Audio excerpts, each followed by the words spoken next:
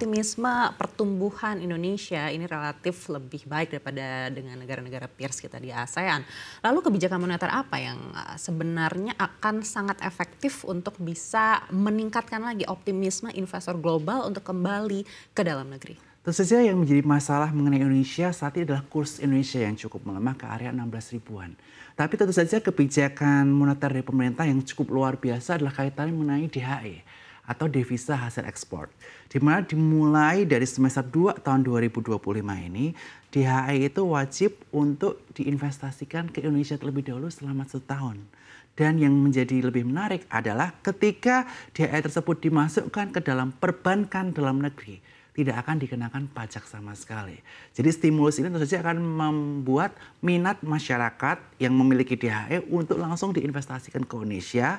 Dan tentu saja pemerintah memprediksikan bahwa kita bisa meningkatkan DHE dengan cukup signifikan.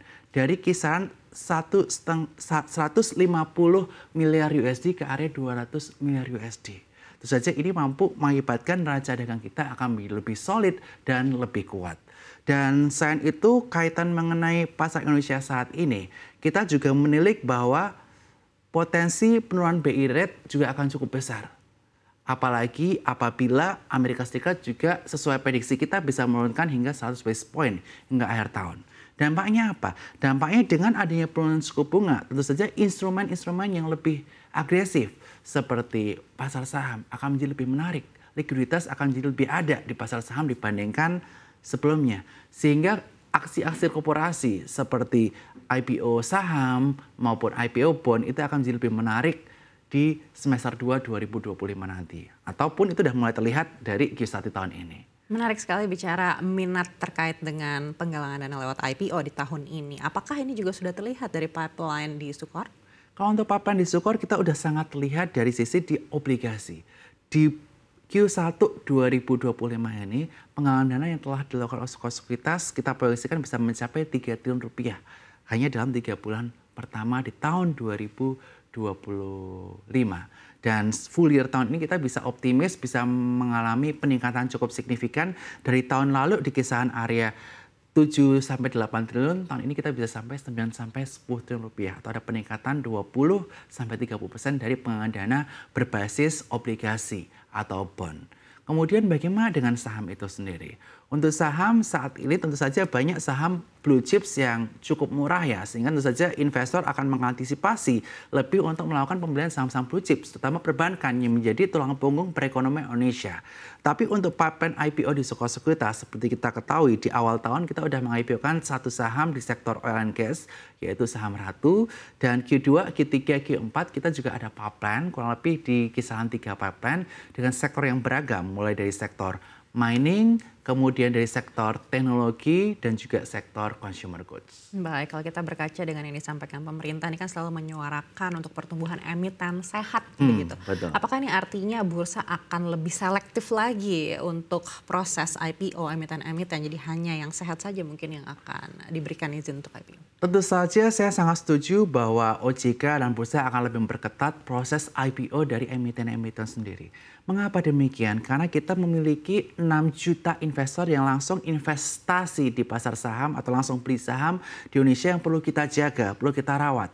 Jangan sampai mereka ini nanti kalau memang terlalu banyak trap atau rugi di dalam mereka mau investasi mereka, ujung-ujungnya mereka akan kapok dan ini akan menjadi bad mouthing mengenai investasi saham ini kepada masyarakat luas lainnya. Oleh karena itu, kita dari sisi stakeholder, mulai dari Bursa Efek, OJK, Sekuritas, kita akan pasti lebih selektif dalam underwrite saham yang akan go public di market. Plus kita juga tidak akan tinggal diam dengan melakukan berbagai macam edukasi kepada pasar supaya tentu saja mereka paham mengenai keuntungan dari investasi saham dan bagaimana mereka melakukan investasi saham yang baik dan benar.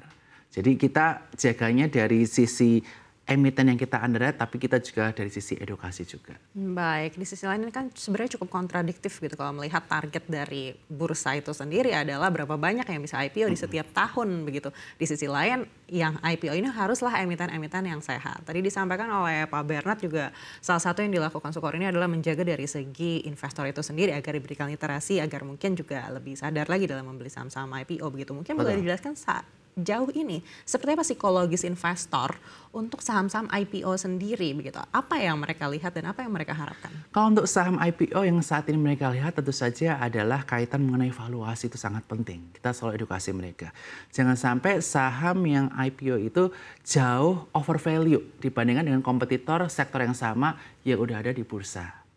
Itu yang paling penting. Kemudian kita juga cek dari sisi neraca keuangan, balance sheet-nya, apakah balance sheet cukup sehat. Kita lihat dari debt to equity ratio, kemudian kita lihat price to book value-nya, dan kita juga lihat profit and loss-nya. Apakah dari track record 3 tahun ke belakang perusahaan tersebut terus bertumbuh atau malah kecenderungannya sunset dengan adanya penurunan revenue. Kita tentu saja terus menyarankan kepada investor kita harus beli saham yang revenue-nya growing, net profit-nya growing dari tahun ke tahun. Karena mengapa? Berarti industrinya growing dan prospek untuk kita mendapatkan upside investasi ke depannya itu cukup besar. Sehingga yang dilakukan kita sebagai Sukor Sekuritas, sebagai underwriter juga sama. Kita selalu cek valuasi perusahaannya, apakah perusahaan tersebut terlalu mahal atau tidak, kemudian prospek ke depannya seperti apa, kemudian bagaimana minat di pasar, itu kita cek semua. Sehingga mudah-mudahan IPO yang kita telurkan dari Sukor Sekuritas bisa bagus dan bisa tidak menimbulkan rekam jejak yang buruk lah di pasar.